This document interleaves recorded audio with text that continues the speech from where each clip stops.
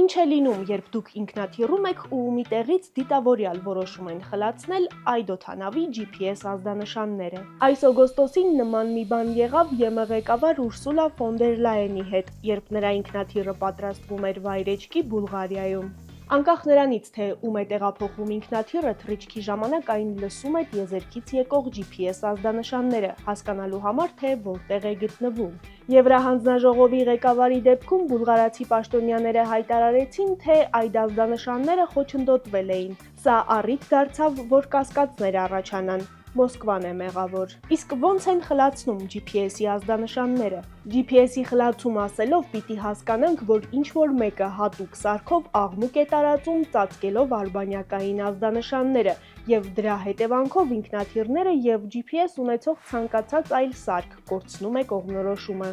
Պատկերացրեք ձեր սիրելի ռադիոկայանով ձեր սիրած երգն եք լսում, մեկ էլ խշշոց է ընկնում։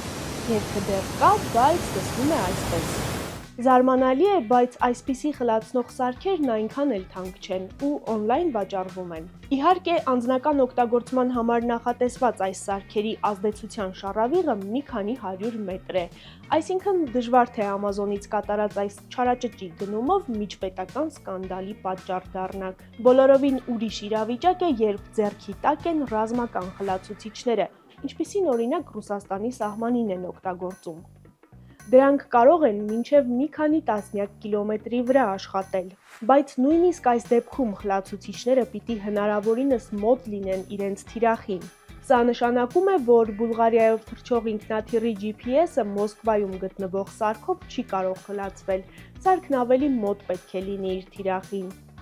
Իհարկե, երբ ինքնաթիռում ենք ու նույնիսկ մի թեթև կասկած կա, որ մեր կյանքին կարող է վտանգ սպառնալ, դժվար է ռացիոնալ վերլուծություններ անել։ Դրա համար արժե շունչ քաշել ու այդ գործը օդաչուներին թողնել։ Նրանք, հավատացեք, այդ ղեկին կեղծ վկայականով չեն հայտնվել։ GPS-ի խլացման դեպքում օդաչուներն անցնում են պահեստային նավիգացիայի, օգտվում են ռադարից, թղթային քարտեզներից ու հին ու բարի ձեռքով հաշվարկից։ Հենց այս ամենի շնորհիվ էլ ֆոն դեր Լայենի ինքնաթիռն անվտանգ վայրեջք կատարեց։ Իսկ այսքանից հետո թե ուզեք ծափահարել օդաչուներին, մենք ով ենք, որ խլացնենք այդ ցանկությունը։